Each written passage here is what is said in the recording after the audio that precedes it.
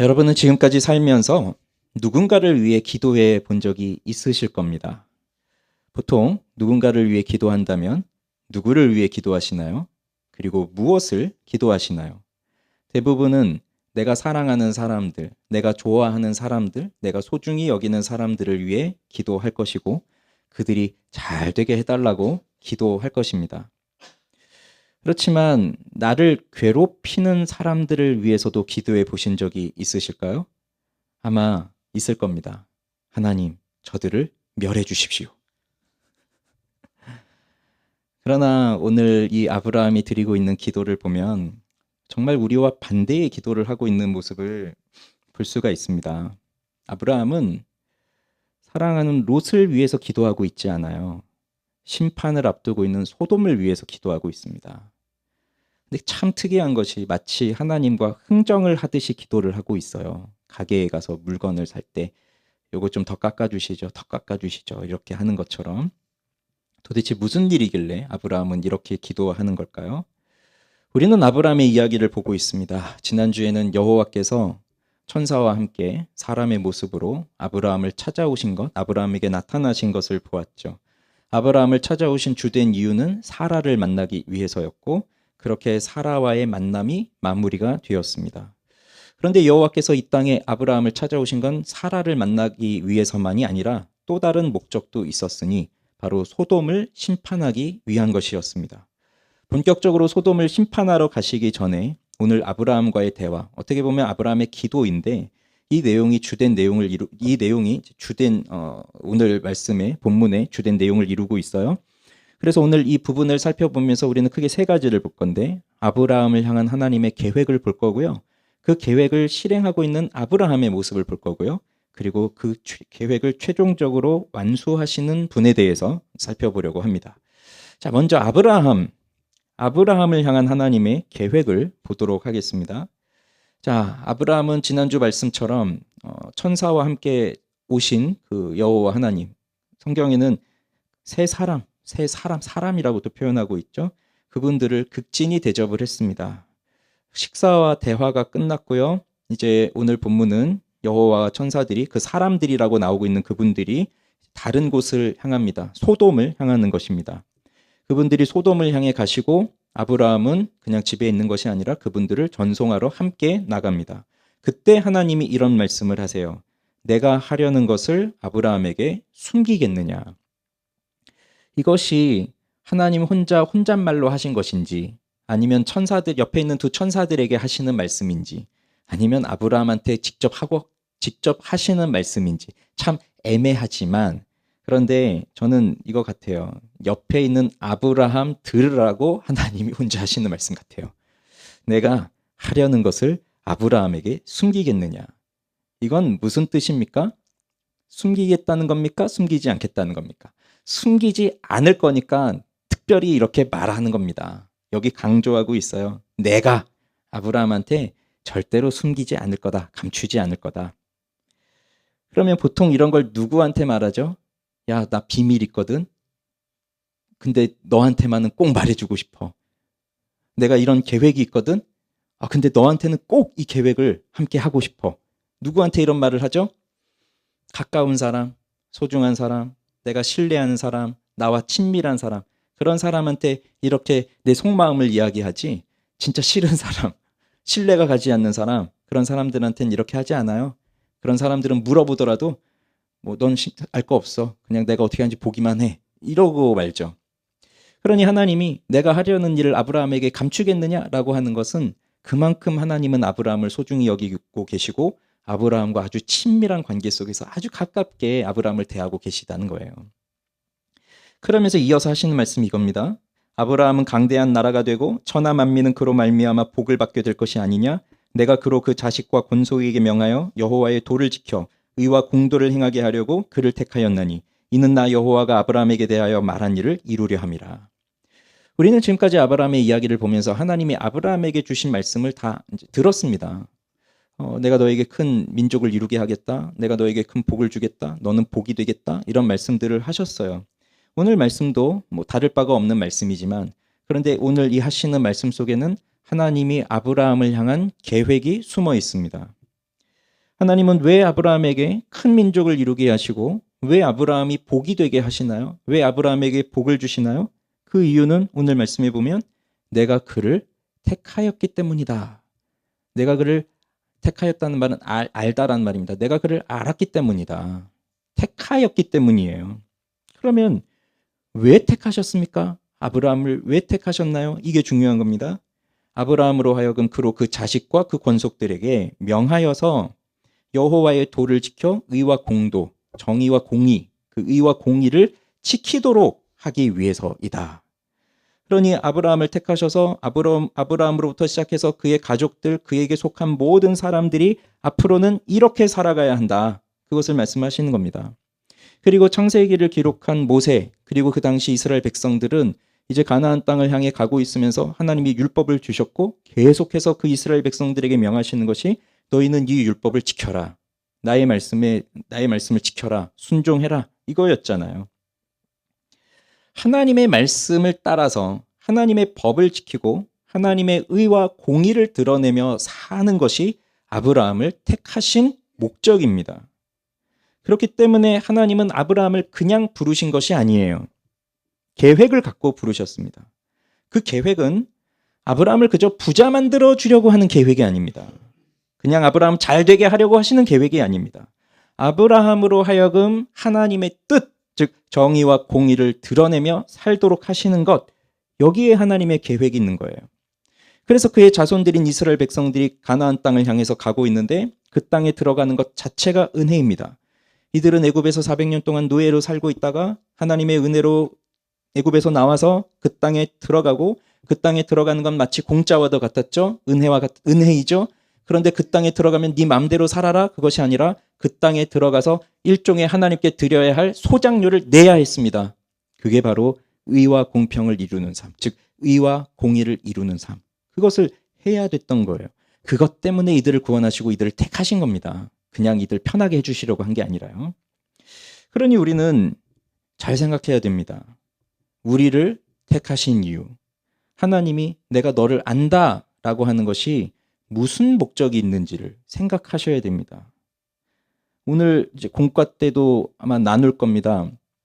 오늘 공과책 읽으셨죠? 한 분 읽으셨네요. 이따가 읽으실 거죠? 읽어보세요. 15분이면 다 읽는데. 오늘 첫 페이지에 이렇게 시작해요. 교회가 단순히 예수 믿는 사람들이 자기 필요에 따라서 임의로 모인 곳이 아니라는 것을 말해줍니다. 그 본문이 에베소서 본문인데 에베소서는 교회가 단순히 예수 믿는 사람들이 자기들 하고 싶은 자기 필요에 따라서 모이는 곳이 아니라는 것을 가르쳐 줍니다. 그렇게 시작합니다. 우리 예배에 대해서 공부하면서 오늘 그 부분을 여러분 공부하실 거예요. 교회는 예수 믿는 사람들이 내가 하고 싶은 걸 하려고 모이는 곳이 아닙니다. 그런 공동체가 아닙니다. 잘 들으세요. 이건 굉장히 중요한 겁니다. 교회는 내가 하고 싶은 걸 하는 게 아닙니다. 교회는 그리스도의 몸이에요. 그럼 교회의 머리는 누구십니까? 예수 그리스도이십니다. 그럼 몸인 교회는 몸이 하고자 하는 걸 하는 게 아니라 머리이신 그리스도께서 하고자 하시는 일을 하는 게 교회예요. 그래서 그리스도께서 이 땅에 계셨더라면, 예수님이 이 땅에 계속 계신 게 아니라 지금 하늘에 올라가셨잖아요. 하늘에 계시잖아요. 하나님 우편에 계시잖아요.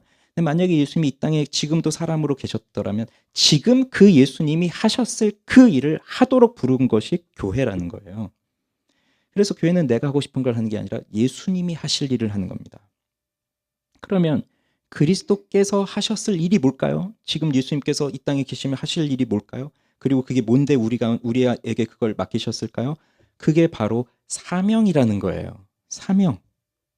하나님은 우리를 예수의 피로 사셔서 이렇게 교회로 그리스도의 몸으로 우리를 불러주셨는데 그 이유는 사명을 하도록, 그 하나님께서 주시는 사명을 이루도록 하신 겁니다. 그래서 예수를 믿는 자들은요, 내가 구원을 받았다고 한다면 그 구원을 받은 사람들은 즉각적으로 자신의 사명이 무엇인지를 아는 사람이에요. 나로 하여금 이렇게 살라고, 나로 하여금 이것을 하라고 하나님이 나를 부르셨구나. 그리고 나를 구원해 주셨구나. 그것을 아는 사람이라고요. 진정한 회심과 진정한 거듭남과 회심이 있다면 자연스럽게 그것을 알 수밖에 없습니다. 왜냐하면 하나님은 계획을 갖고 나를 창조하셨고 계획을 가지고 나를 구원해 주셨기 때문이에요. 그런데 내가 교회를 아무리 오래 다녔는데 도대체 나는 뭘 해야 되는지를 모르겠다. 하나님이 나한테 뭘 맡기셨는지를 모르겠다. 죄송하지만 교회는 오래 다녔지만 구원받은 사람이 아닐 가능성이 매우 큽니다. 그러니까 예수를 믿으면 자연스럽게 사명을 알아요. 하나님이 그것을 주시기 때문에요. 계획을. 그래서 아브라함을 부르셨고 아브라함은 하나님이 부르신 그 자리에서 순종하는 거예요. 그게 사명입니다. 그러면 하나님은 무슨 계획을 가지고 아브라함을 이렇게 택하셨을까요? 의와 공도를 행하라고 했는데 그게 구체적으로 무엇일까요? 자, 이제 하나님이 내가 이제 내가 하려는 걸 아브라함에게 감추겠느냐? 이렇게 띄워놓고 아브라함으로 하여금 무슨 얘기를 하시려고 그러지? 띄워놓은 다음에 이제 본론을 말씀하십니다. 20절에 본론. 보세요. 여호와께서 또 이르시되 소돔과 고모라에 대한 부르짖음이 크고 그 죄악이 심히 무거우니 내가 이제 내려가서 그 모든 행한 것이 과연 내게 들린 부르짖음과 같은지 그렇지 않은지 내가 보고 알려하노라. 이게 이제 하나님이 아브라함한테 하고 싶은 진짜 얘기인 거예요. 하나님의 속 얘기. 소돔과 고모라에 대한 부르짖음이 크다. 그리고 그 죄악이 심히 무겁다. 이미 이건 우리도 알고 있는 겁니다. 창세기 23장에 롯이 소돔을 택하여서 갈 때부터 그 땅은 죄악이 가득한 땅이었다는 걸 알고 있습니다. 그런데 하나님 말씀하시기를 부르짖음이 크대요. 이 부르짖음이 뭘까요? 이건 소돔이 부르짖었다는 게 아니라 고모라가 부르짖었다는 것이 아니라 그곳에 살고 있는 사람들, 특히 그곳에서 피해를 입으면서 살고 있는 약자들, 사회적인 약자들, 대다수가 악한 사람들이니까 그 악한 사람들에 의해서 고통당하고 있는 그 사람들의 부르짖음이 크다는 것이고 하나님은 그 부르짖음을 외면하지 않고 듣고 계시다는 거예요. 그래서 이제 내가 내려가서 정말 그런지 내가 보고 알려고 한다. 이렇게 말씀하시는데 사실 이거 참 희한한 말씀입니다. 우린 하나님을 어떠한 분이라고 믿고 있습니까? 하나님은 전능하신 분. 모든 것을 다 아시고 모든 것을 다 행하실 수 있는 분인데 마치 이거는 부르짖음이 들리는데 내가 잘 모르겠구나. 내가 직접 가봐야 알겠구나. 이런 것 같잖아요. 그래서 참 희한하지만 사실 하나님이 굳이 내려오셔야 하는 것이 아니고 하나님이 직접 보셔야 하는 것이 아니라 하나님은 다 알고 계시지만 이걸 전문적인 용어로 아콤마다치오라고 하는데 그 신인 동영론적 표현이에요. 하나님이 하시는 일을 우리 사람들이 알 수 있도록 사람의 언어로 비유를 하신 거예요. 그래서 하나님이 내가 직접 내려가서 한번 봐야 되겠구나. 그렇게 우리더러 하나님의 뜻이 무엇인지를 알게 하기 위해서 하신 표현인데 근데 또 이 표현에는 또 중요한 의미가 있어요. 하나님은 판결을 내리셔서 재판을 하셔서 그 심판을 하실 때 그냥 기분 내키는 대로 하시는 분이 아니라는 것을 가르쳐 주는 겁니다. 아무리 누가 와서 부르짖고 고소하고 고발하고 이래도 그게 진짜인지 아닌지 직접 확인을 하신다는 거죠. 그래서 아주 공정하게 공평하게 재판을 하신다는 거. 그거예요. 가장 재수 없는 사람이 아침에 부부싸움하고 온 판사를 만나는 피고인이래요. 그래서 징역 1년만 받아도 될 걸 그 판사가 너무 기분이 나빠가지고 너는 5년이나 살아라고 징역 그냥 때려버리고. 하나님은 그런 식으로 재판하지 않는다는 거거든요. 공정하게, 공평하게, 정확하게. 그래서 공정한 수사와 재판을 하신다는 의지가 여기 담겨 있는 겁니다. 내가 내려가겠다는, 내가 직접 보겠다는 거는. 그런데 이걸 왜 아브라함한테 말씀을 하실까요? 그냥 가서 하시면 되잖아요. 하나님은. 근데 왜 여기에 아브라함을 끌어들이고 있으시죠? 내가 이렇게 하려고 하거든? 너도 좀 이리 와서 들어봐. 내 생각을 좀 들어봐. 왜 끌어들이시죠? 이게 바로 아브라함을 부른 목적과 연관된 겁니다. 그게 이제 오늘 설교 두 번째 내용이에요. 하나님의 계획이 지금 있는 겁니다. 그럼 그게 뭔지 봅시다. 아브라함이 어떻게 그 하나님의 계획을 실행하는지. 22절은 이렇게 말해요. 그 사람들이 거기서 떠나 소돔으로 향하여 가고 아브라함은 여호와 앞에 그대로 섰더니. 자, 그 사람들 몇 명이었습니까? 3명이었죠. 근데 19장 1절에 보면 저녁 때에 그 두 천사가 소돔에 이르니 3명이었는데 소돔에 가신 분은 몇 명이에요? 2명이에요. 나머지 1명은 어디 간 거죠? 22절에 보면 아브라함은 여호와 앞에 그대로 섰더니. 그럼 한 분은 어디 계신 거예요? 여기 아브라함 앞에 그냥 계신 거예요. 그래서 두 천사는 소돔으로 가고 여호와는 아브라함 앞에 계신 겁니다. 왜 여호와는 남으셨죠?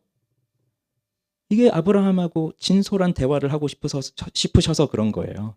그냥 운만 띄워놓고 가신 게 아니라, 야, 얘네는 보낼 테니까 이제 우리 둘이 1대1로 깊이 대화를 좀 해보자, 이런 겁니다. 이게 정말 놀라운 거거든요. 하나님이 얼마나 아브라함을 소중히 여기시는지. 정말 대화하고 나는 이렇게 하려고 하는데 네 생각은 어떠니? 물어보는 거잖아요.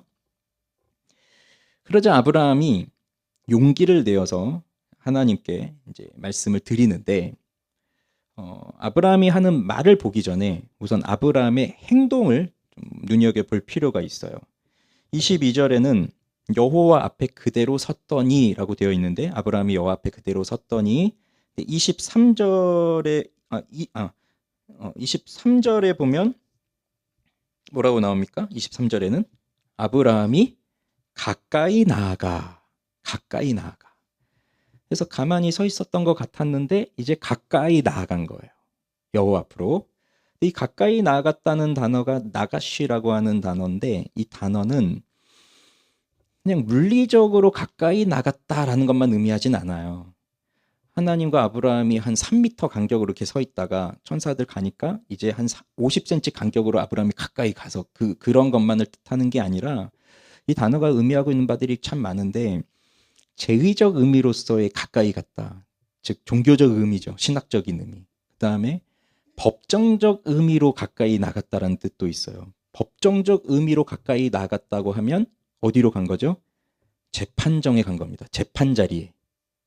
로버트 알터라고 하는 유대인 학자는, 이 히브리어에 능통하신 분이 이 단어를 뭐라고 설명하냐면, 이거는 법정적 용어로 쓰여진 것이다, 그렇게 해석을 합니다. 그러면 법정적으로 가까이 나갔다, 즉 재판장이신 하나님께 가까이 나갔다라고 한다면 무슨 그림이 그려지시나요? 한번 그림을 그려보세요. 천사 둘은 소돔의 실태를 파악하기 위해서 보내셨어요. 그럼 천사 둘은 무슨 역할을 하는 거죠? 수사관이 돼서 샅샅이 수사를 하는 겁니다. 이게 진짜인지 아닌지, 정말 이들의 악이 얼마나 큰지 수사를 하고, 그들의 죄가 확실하면 기소를 해야죠. 무슨 역할이에요? 마치 검사의 역할과도 같아요. 그러면 재판이 열리면 판사가 있고 검사가 있으면 그렇게만 있지 않잖아요. 또 누가 있죠? 변호사가 있죠. 여기 아브라함을 끌어들이는 건 마치 아브라함은 변호사의 역할을 하도록 끌어들이고 있어요. 그런 그림이 나오는 겁니다. 변호사로서 가까이 나가고 있는 거예요. 이것이 하나님이 아브라함을 부르신 목적이에요. 이것 때문에 소돔을 심판하려고 하는 계획을 하나님이 숨기지 않고 아브라함에게 말씀하시는 이유입니다. 그러면 여기에 아브라함이 해야 할 일이 있다는 거예요. 이 소돔 심판을 앞두고. 그리고 이건 아브라함뿐만 아니라 아브라함을 넘어서서 우리 그리스도인들, 우리가 예수를 믿는 그리스도인들이라고 한다면 이건 우리에게 주어진 사명과도 같은 거예요. 우리에게 주어진 역할이에요. 뭐죠? 제사장의 역할입니다. 선지자는 그냥 여호와 앞에 섰다라고 한다면 그건 그냥 선지자로서의 역할로도 충분해요. 그래서 선지자는 뭘 하죠? 죄인들을 향해서 회개하라, 회개하라, 독사의 자식들아. 지금 너희들은 하나님의 심판을 받아서 오늘 너희들 다 멸하실 것이다, 이렇게 이제 선포하는 게 선지자라면, 제사장은 뭐죠? 하나님, 이 죄인들을 불쌍히 여기셔서 용서해 주십시오 하는 게 제사장이잖아요. 지금 그 역할을 하는 거예요. 그럼 어떻게 이 하나님이 가지고 계신 계획을 아브라함이 실행하는지를 보시죠. 자, 23절부터 25절은 같이 읽어보겠습니다. 시작. 아브라함이 가까이 나아가 이르되 주께서 의인을 악인과 함께 멸하려 하시나이까? 그 성중에 의인 50명이 있을지라도 주께서 그곳을 멸하시고 그 50 의인을 위하여 용서하지 아니하시리이까? 주께서 이같이 하사 의인을 악인과 함께 죽이심 부당하오며 의인과 악인을 같이 하심도 부당하니이다. 세상을 심판하시는 이가 정의를 행하실 것이 아니니까. 아브라함의 이 말, 기도인데 하나님께 아뢰고 있는데, 내 내용을 보면 이런 표현을 써도 괜찮을지 모르겠지만 아주 당돌한 내용입니다. 하나님을 향해서. 아무리 하나님께서 내가 너를 소중히 여기니 내 계획을 너에게 숨기지 않을 거야 라고 하셔도 아브라함이 그 순간 하나님과 동격이 됩니까? 그럴 수 없습니다. 그렇지만 아브라함은 그렇기 때문에 이 말씀을 드릴 때 그는 그냥 하는 게 아니라 정말 용기를 내서 하고 있는 거예요. 그리고 이 기도의 내용을 보면 엄청난 신학적인 지식들이 여기에 포함되어 있습니다. 내포되어 있습니다. 이 기도의 내용이 뭔지를 보세요. 핵심적인 내용이 뭔지. 소돔에는 정말 악인들이 많습니다. 자, 아브라함도 소돔을 경험했어요. 그때 전쟁해가지고 아브라함이 다 구해왔잖아요. 근데 소돔 왕은 뭐라 그래요? 사람 물건은 네가 다 가지고 사람은 나한테 보내라. 뭐 이렇게 하잖아요. 그러면서 아브라함이 네가 나를 치부하게 하였을까 봐. 나중에 네가 너 때문에 내가 부자 됐다고 할까 봐. 나는 그렇지 않겠다. 이렇게 너 다 가져라 했던 게 아브라함이었죠. 그러니 소돔 왕부터 시작해서 이 소돔 사람들은 아브라함이 그렇게 가서 구해주고 해도 뭐 고맙지도 않고 그래요. 악한 사람들이죠. 당시에 소돔의 인구가 한 1만 명 정도 됐다라고 하는 기록이 있어요. 엄청난 큰 도시죠. 이 고대 사회에. 4,000년 전에 1만 명이 모여 살고 있다. 엄청나죠? 그러면 여러분 1만 명이 그 성 안에서 도시 안에서 살고 있는데 그곳에 살고 있는 1만 명이 모두가 다 악인일까요? 그중에는 그래도 좀 착한 사람이 있고 그중엔 좀 선하게 사는 사람이 있고 그중엔 좀 더 도덕적인 사람이 있고 윤리적인 사람이 있고 그럴 거 아니에요. 그게 상식이잖아요. 그런데 아무리 거기에 사는 사람들이 다수가 악인이라 하여도 일부 소수의 의인들이 있을 텐데 그런데 하나님께서 이 소수의 의인들을 그 다수의 악인들과 똑같이 여기셔서 그들을 함께 멸하신다면 그들을 함께 죽여버리신다면 그것이 과연 정당한 일입니까? 아브라함이 이걸 묻고 있는 거예요. 하나님이 그렇게 심판을 하신다면 그러면 그 하나님은 과연 공의로운 분이 맞으신 겁니까? 이런 얘기입니다.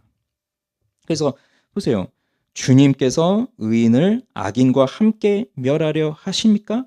만약 의인 50명이 있어도 그곳을 멸하시고 이 50명의 의인을 위해서 용서하지 않으시겠습니까? 자, 여러분은 어떻게 생각하십니까? 사실 이 아브라함의 기도에는 또 중요한 전제가 있는데 그건 여호와께서는 온 땅을 공의로 심판하시는 재판관이라고 하는 이건 분명한 사실이고 아브라함의 믿음이에요. 그런데 자, 이 기도에서 정말 특이한 점을 찾으실 수 있을까요? 보이는 게 있습니까? 눈에 들어오는 단어가 있습니까? 눈에 들어오는 단어라는 건 반복되는 단어를 말하는 거예요. 성경에서 반복되는 단어는 강조하고 있다는 겁니다. 뭐가 보이시죠? 25절을 봐보세요. 부당하오며 부당하오니. 이 말은 뭐냐면 이건 결코 일어날 수 없는 일입니다. 그 말이에요. 지금 하나님을 향해서 하나님, 이건 절대로 일어날 수 없는 일입니다. 이건 절대로 일어날 수 없는 일이에요. 2번이나 말하고 있는 거예요. 다수의 악인이 소수의 의인이 이 다수의 악인으로 인해서 이들이 그 다수의 악인들과 똑같은 대접을 받고 똑같이 심판을 받아야 하는 건 그건 하나님의 공의에 맞지 않습니다. 그러니 이건 절대로 일어날 수 없는 일입니다. 그러니까 50명의 의인이 만약에 50명의 의인이 있다면 그러면 여호와께서 그 도시를 멸하시겠습니까? 이렇게 묻는 겁니다. 부당하다고 하는 거예요. 그러니 당돌하죠. 하나님한테 잘못하고 있다고 얘기하고 있는 거잖아요. 하나님이 뭐라고 답하세요? 만일 내가 소돔 성읍 가운데에서 의인 50명을 찾으면 그들을 위해 온 지역을 용서하리라. 말씀을 하십니다. 근데 이 하나님의 응답을 보아도 이상해요. 이상합니다. 뭐가 이상하나요? 여기도 특이한 거 찾으실 수 있을까요? 내가 만약 의인 50명을 찾으면 그 의인 50명을 용서해 주겠다. 이게 아니고요. 어떻게 하신다는 거예요? 그 의인 50명을 위해 온 지역을, 그러니까 그 모든 성을 다 용서해 주겠다. 라는 거거든요. 그 전체를. 그래서 오늘 여기서 우리는 참 놀라운 걸 발견하기를 원하는데 사실 이 이야기는 교회를 좀 오래 다니신 분이라면 많이 들었던 이야기입니다. 잘 알고 계실 거예요. 우리 어린이들도 저도 어릴 때 참 많이 들었어요. 이거 설교하기 참 좋은 본문이잖아요. 재밌잖아요. 그러면서 아브라함이 이렇게 소돔을 위해 기도했으니 우리도 이 세상을 위해 기도해야 됩니다. 그리고 또 아브라함이 이렇게 기도하는 이유가 또 뭐가 있을까요? 여기 누가 살고 있는 거죠? 소돔에? 롯이 살고 있잖아요. 그러니 아브라함 마음속에 롯이 있으니까 하나님이 롯을 좀 살려주십시오.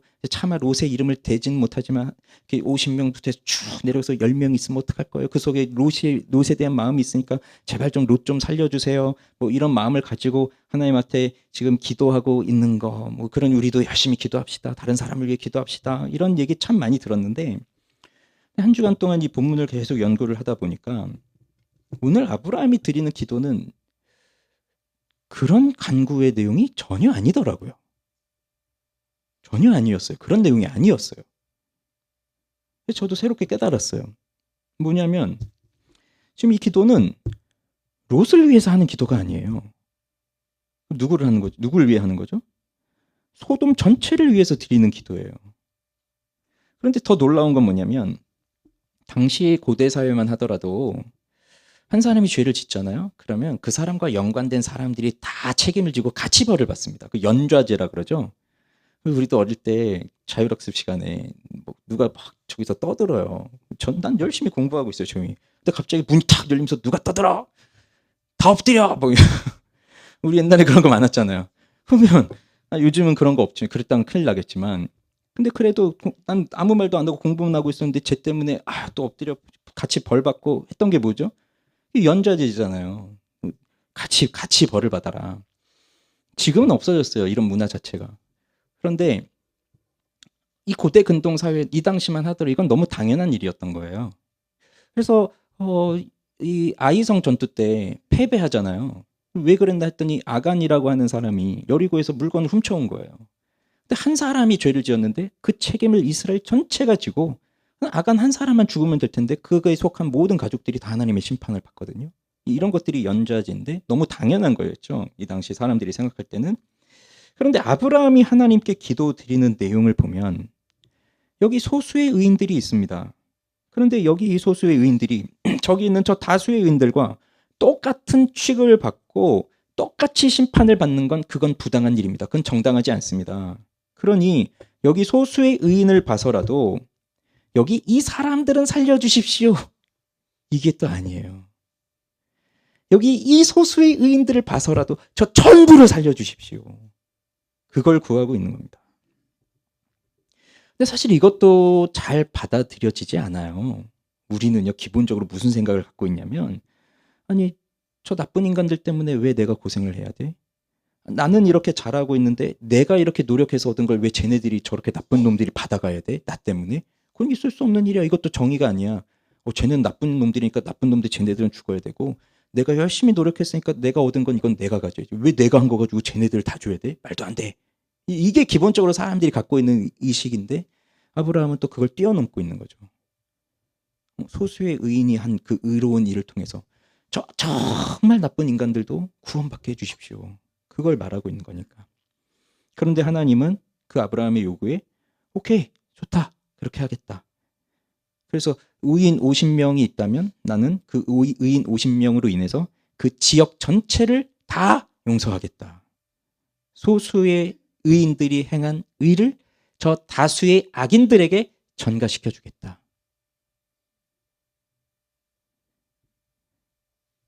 그러면 또 이 본문을 읽으면 우리는 이런 질문을 하게 될 거예요. 평소에도 하셨을 거예요. 자, 아브라함이 처음엔 뭐라고 하죠? 의인 50명이 있으면. 그 다음 이제 뭐라 그래요? 거기서 5명이 빠지면. 그 다음은 40명이 있으면. 그 다음 이제 우리 규칙에 따르면 그 다음은 거기서 또 5명 빠져서 35명 이렇게 돼야 되는데 그것도 넘어서서 이제 30명. 그 다음 20명. 그 다음에 10명. 10명까지 물어요. 그럼 하나님이 용서하겠다 하시죠. 근데 그 할 때마다 아브라함은 굉장히 두려움을 갖고 한 거예요. 그래서 저는 재와 같습니다. 티끌과 같습니다. 그러니 뭐 우리가 사장님한테 내가 아르바이트 하고 있는 가게의 사장님한테 뭐 건의해도 두렵고 떨림으로 하고 사극에 보면 황제 앞에 나가서 그 신하가 할 때도 정말 목숨 걸고 하는 것처럼 하나님 앞에 이 하나하나 이야기할 때마다 50명, 45, 40명, 30명 할 때마다 아브라함은 목숨 걸고 지금 기도하고 있는 겁니다. 근데 그때마다 하나님 다 용서하겠다고 하죠. 그럼 이제 여기서 질문이 생기는 거예요.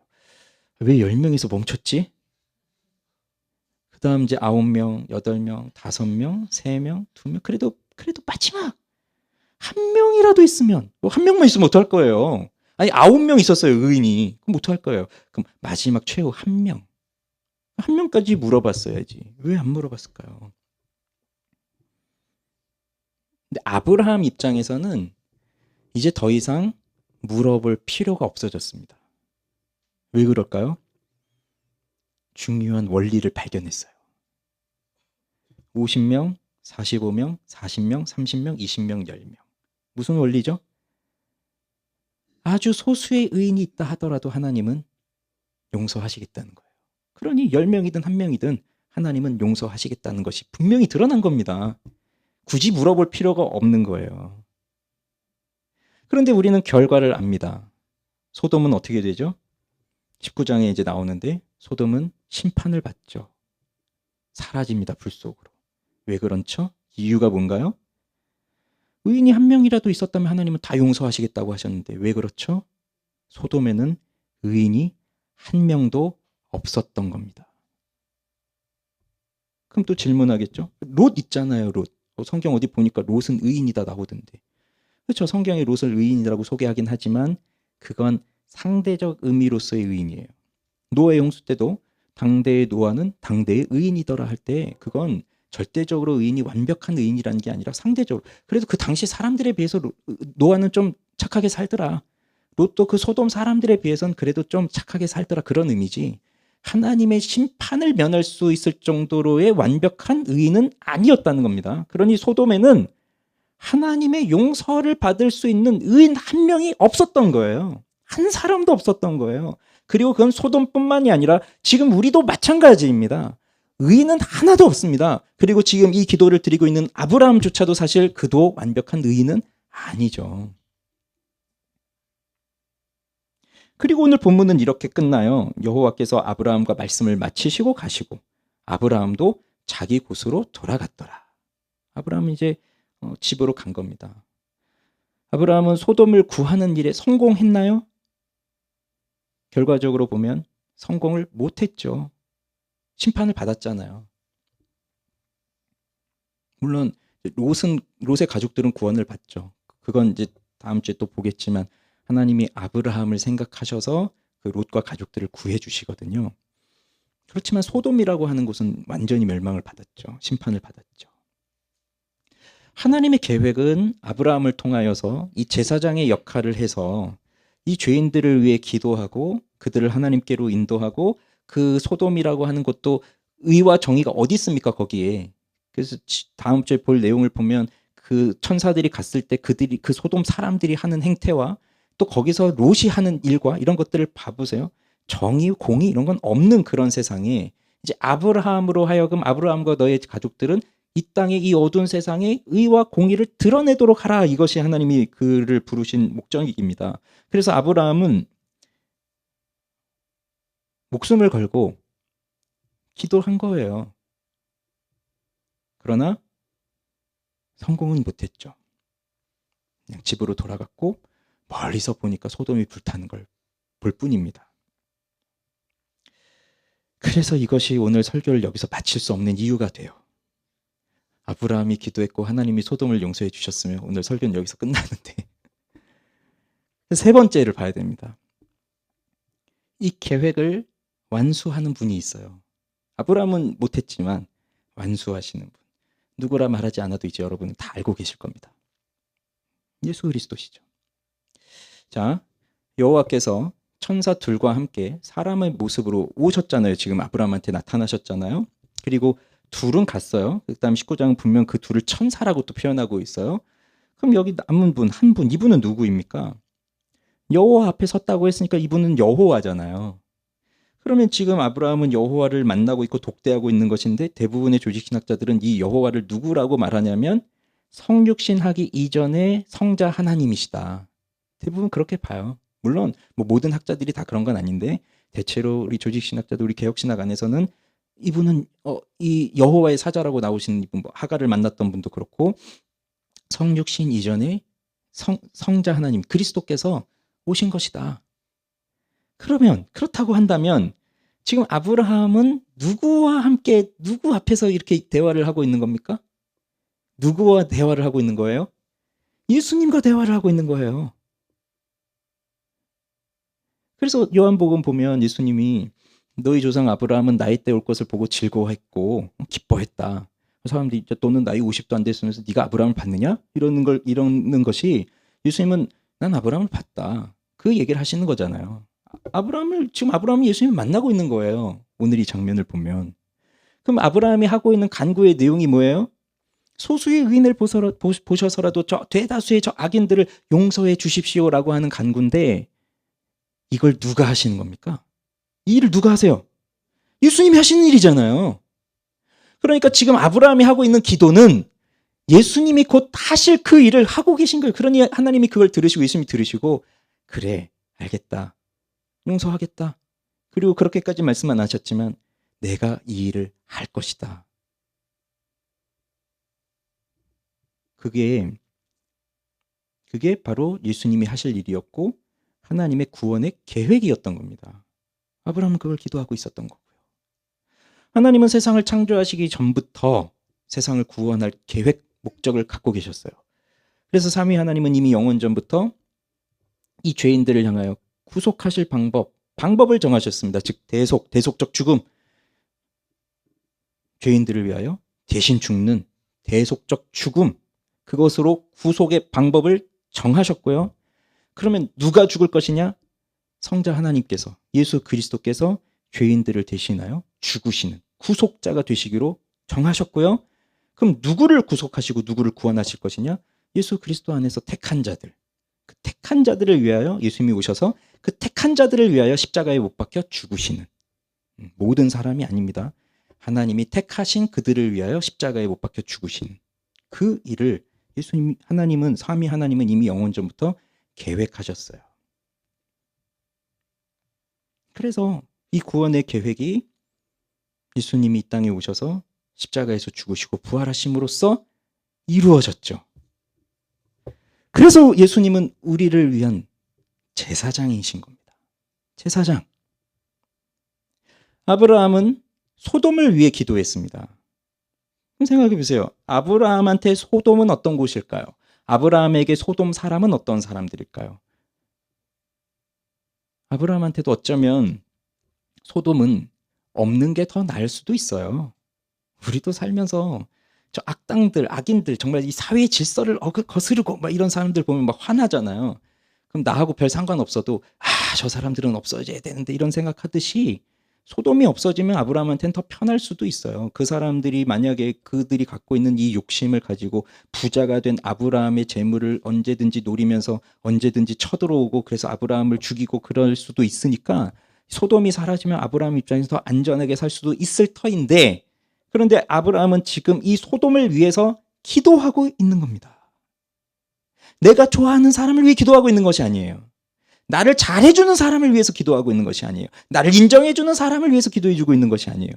어쩌면 나를 힘들게 하고 나를 괴롭게 하고 세상을 힘들게 하는 그들을 위해서 지금 기도하고 있어요. 그게 소돔을 위한 기도예요.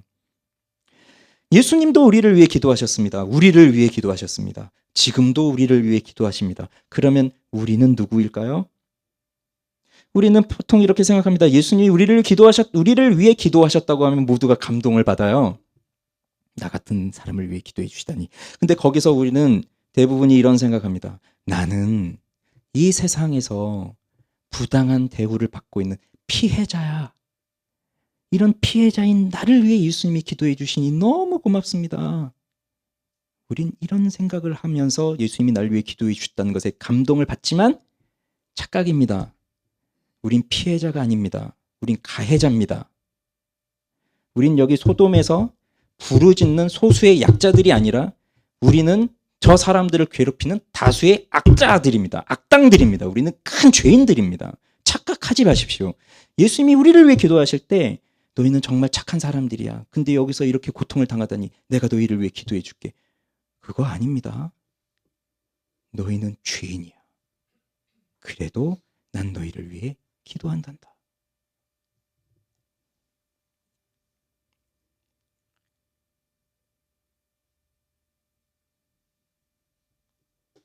그래서 예수님이 우리를 위해 기도하신다는 것은 죄로 가득해서 하나님께 반역하고 예수님의 손에다 못을 박는 그러한 나를 위해서, 그런 나를 위해서 기도하신다는 거예요. 어디서 기도하셨나요? 예수님이 이런 나를 위해서 십자가에서 기도하십니다. 십자가에 달리셔서 7마디 말씀하시는데 그중 첫 마디가 뭔지 아십니까? 아버지여, 저들의 죄를 용서하옵소서. 우리를 위해 기도하시는 거예요. 우리 죄인들을 위해, 자신에게 못을 박은 죄인들을 위해서.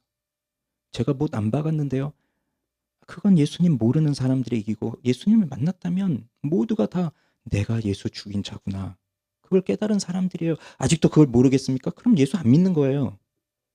교회만 다니고 있을 뿐이지.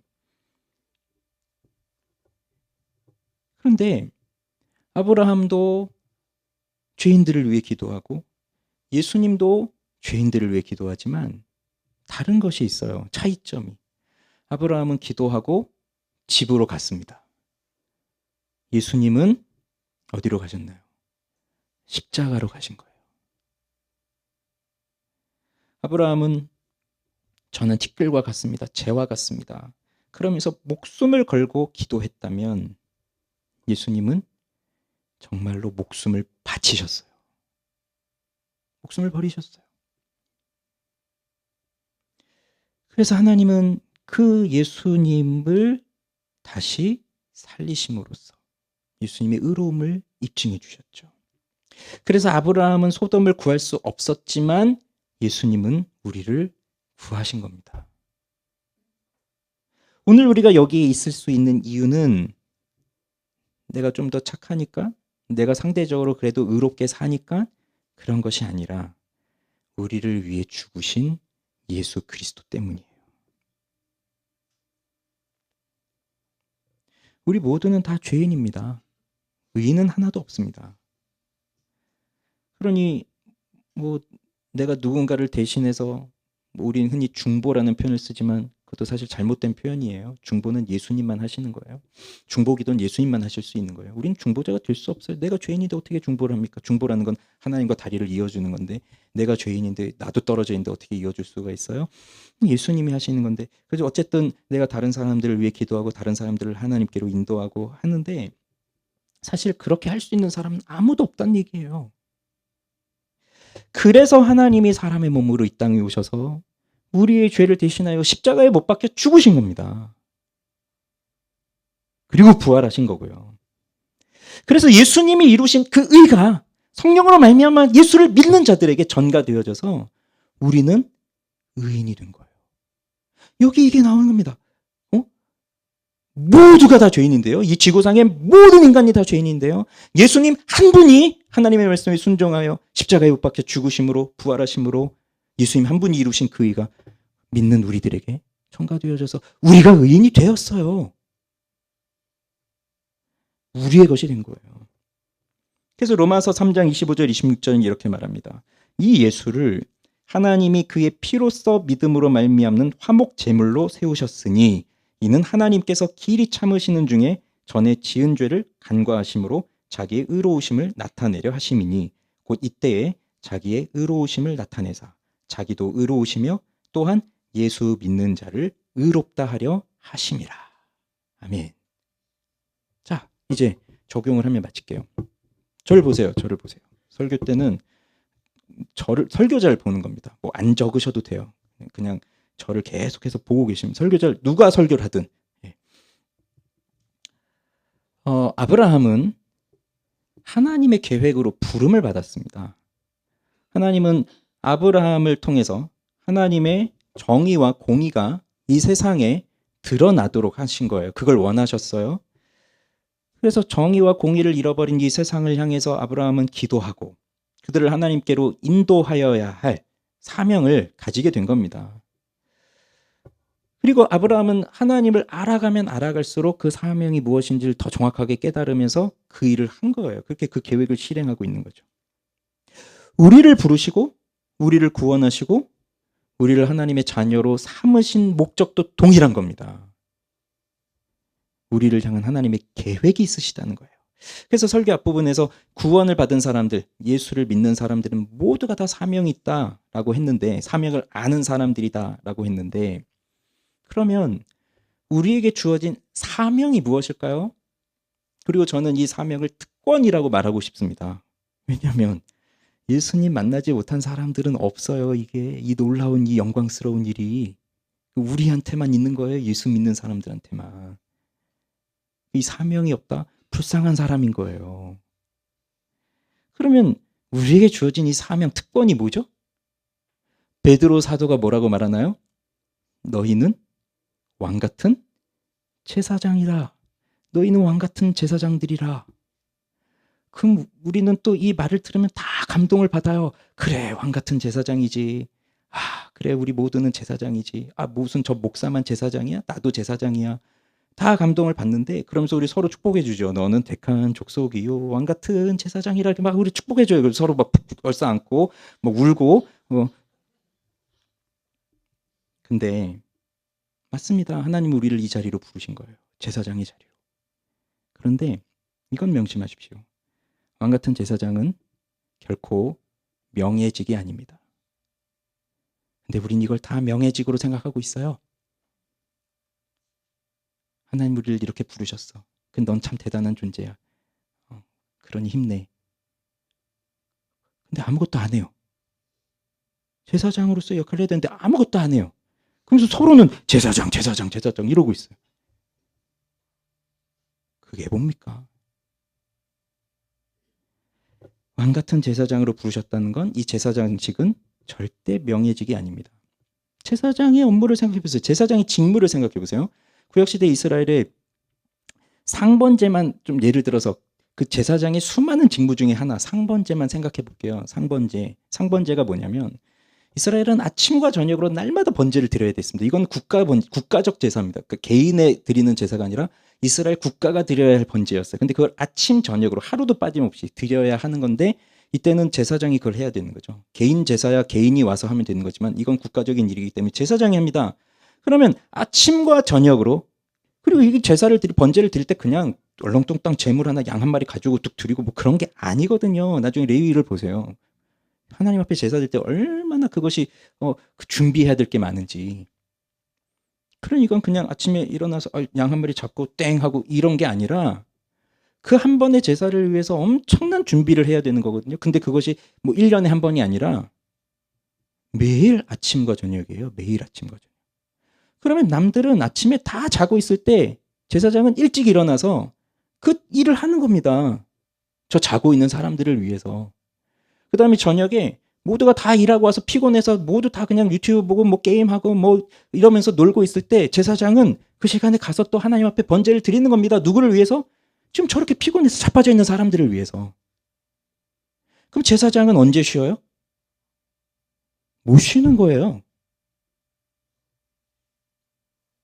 그게 왕 같은 제사장. 이거 하라고 우리를 부르신 거예요. 그냥 여기 모여서 놀고 먹고 이런 게 아니라 서로 왕 같은 제사장이에요. 이러라고 한 게 명예직이 아니에요. 우리는 교회의 직분을 자꾸 명예직으로 생각하는데 그렇지 않아요. 할 자신이 없으면 내려놓으세요. 다. 필요 없어요. 명예는 필요 없어요.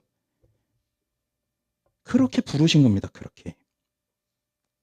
그러니 하나님이 나를 부르셨고 나를 택하셨고 정말 나 같은 죄인을 위해서 예수님이 십자가에 못 박혀 죽으셨다면 이건 그냥 나를 천국 보내주시려고 하는 게 아니라 내가 예수를 위해서 이 땅을 살아가게 하기 위해서이구나. 그럼 그것은 바로 제사장의 역할을 하도록 하는 거구나. 그러면 늘 하나님 앞에 나아가는 거죠. 가까이. 근데 저들을 대신하여서. 근데 저들이 누군데요? 우리는 또 이렇게 기도하라고 하면 또 이제 항상 내가 소중히 생각하는 사람, 좋아하는 사람만 기도해요. 기도 제목 보면. 그러나 제사장은 내가 좋아하는 사람도 소중한 사람도 사랑하는 사람도 기도하지만 똑같이 악인들도 죄인들도 정말 사회에서 없어져야 될 사람들도 같이 기도하는 사람이 제사장인 거예요. 만약에 예수님이 그런 기준으로 구원을 정했다면 여기 있는 우리는 저부터 시작해서 아무도 여기 올 수 없습니다. 그게 제사장의 업무예요. 직무예요.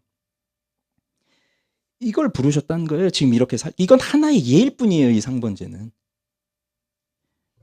그러면 내가 기독교 신앙을 갖고 산다는 건 이 믿음을 갖고 이 신앙의 정체성을 갖고 이 세상을 살아간다는 거거든요.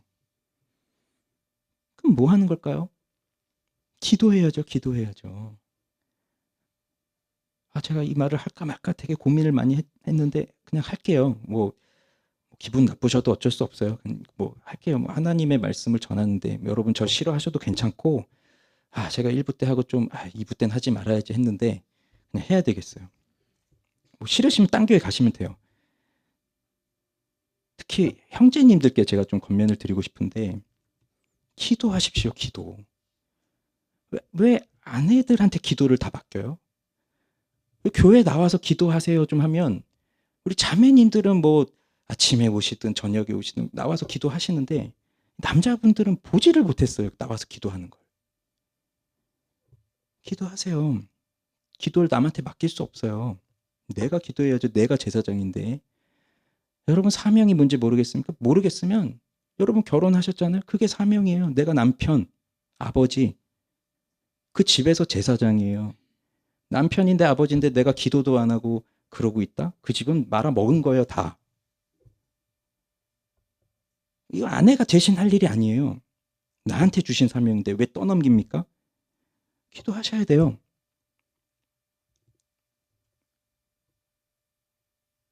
세상은 훌륭한 업적을 낸 사람들을 기억해 줍니다. 그러나 하나님은 그런 거 필요 없어요. 기도하는 사람을 기억해 줍니다. 기도하는 사람. 세상은 윤리적이고 의롭고 정직한 사람을 기억해 주겠지만 하나님은 그 사람이 죄인이어도 기도하는 사람을 기억해 주세요. 예수님 베드로한테 뭐라고 하셨어요? 네가 나를 3번 부인할 거다. 저는 절대 그렇지 않습니다. 근데 예수님이 이런 말씀하세요. 내가 너를 위해 기도한다. 그리고 후에 너는 형제들을 굳건하게 할 것이다. 베드로는 어차피 예수님을 부인할 사람이었고 죄인이었습니다. 그 누구보다도 죄인이었습니다. 예수님이 수제자라고 늘 앞서서 다녔지만 그는 누구보다도 더 큰 죄를 지은 사람이에요. 예수님 그거 다 아세요. 그런데도 다른 말 하지 않으세요. 나는 너를 위해 기도한다. 하나님이 원하는 사람은 바로 이런 사람이에요. 기도하는 사람. 그러면 기도하러 왔으면 이제 기도의 내용이 달라져야죠. 지금까지는 내가 사랑하는 누구, 내가 좋아하는 누구, 이젠 바뀌어야 되는 거예요. 나를 괴롭게 하는 이 사람, 나를 힘들게 하는 이 사람, 이들을 위해서 기도해야 되는 거예요. 보십시오. 아브라함도 제가 사랑하는 롯을 생각해서 저 소돔을 멸하지 말아 주십시오. 그게 아니었어요. 그냥 소돔 전체를, 죄로 가득한 이 도시를. 교회는 이런 공동체여야 하는 겁니다. 팀 켈러 목사님이 이런 말을 하는데요. 뉴욕이라는 대도시에 이분은 돌아가셨지만 뉴욕에서 목회하셨어요. 네, 돌아가셨어요. 너무 일찍 돌아가셨어요. 뉴욕이라는 대도시에 10명밖에 안 보이는 작은 공동체라 하더라도 그 공동체가 하나님께 나아가는 담대함과 복음으로 인한 기쁨과 다른 사람들을 위한 기도와 또 다른 이들을 섬기고자 하는 그 마음이 있다면 그렇게 모여진 공동체라면 그 10명밖에 안 되는 공동체가 대도시인 뉴욕을 구원하는 힘이 된다. 우리는 10명보다 더 모였습니다. 그렇다고 한다면 이제는 우리 여기 모이면 우리 뭐 먹을까? 우리 이제 뭐 하고 놀까? 우리 뭐 하고 우리끼리 즐길까? 우리 뭐 하면 친해질까? 그런 거 하려고 여기 모인 게 아니라 이제 모이면 우린 누구를 위해 기도해야 될까? 우린 누구를 위해 눈물을 흘려야 할까? 우리는 이 썩어빠진 대도시를 위해서 우린 어떻게 기도하며 섬기며 나아가야 할까? 우린 어떻게 하면 이름 없이 빚도 없이 누구도 나를 기억해 주지 않아도 나는 아무도 없는 곳에 은밀한 곳에 가서 기도하면서 그들을 섬길까? 이 고민하면서 모인 공동체가 교회라는 거예요. 그냥 내가 하고 싶은 거 하려고 모인 게 아니라 내가 하고 싶은 거 있으면 저기 어디 다른 데 가세요. 저 동호회 가셔도 되고 뭐 그런 데 가시면 돼요. 여기는 그런 거 하려고 모인 게 아니라 기도하려고 모이는 거예요. 그들을 위해서 눈물로 간구하고 기도하고 말씀을 전하고 가르치고 그게 교회입니다. 그렇게 그리스도의 몸으로 불러주신 겁니다. 예수님이 지금 여기 계시면 뭐 하실 거예요? 예수님 뭐 하신다고 생각하세요?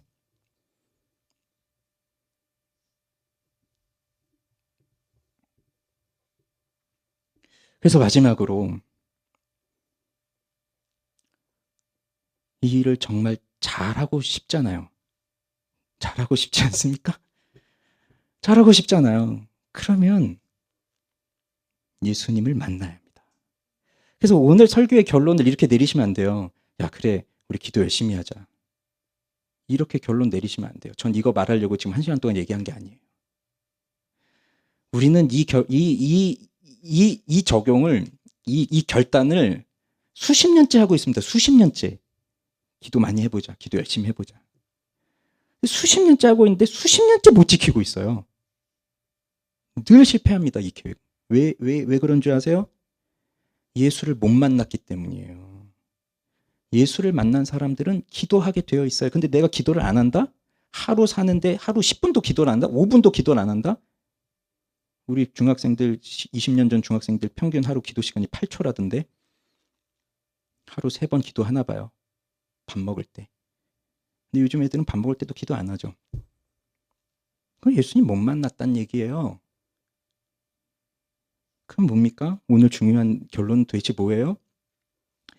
우리의 제사장이 되시는 예수님을 만나야 한다. 그게 가장 중요한 결론이에요. 그리고 저는 앞으로 계속해서 이걸 설교할 거예요. 그럼 어떻게 보면 매주 설교가 똑같을 거예요. 똑같을 거예요. 지난주 설교, 오늘 설교, 내일 설교, 다음 주 설교 다 똑같을 거예요. 내용은. 근데 성경이 그걸 말하고 있는데 뭐 제가 뭐 다른 걸 얘기하겠습니까? 예수를 만나야죠. 내가 예수를 만나면 나의 사명을 알고 제사장으로서의 사명을 가지고 나를 힘들게 하는 사람들을 위해 기도하고 제일 나쁜 게 나를 힘들게 하는 사람들을 말하고 다니는 거예요.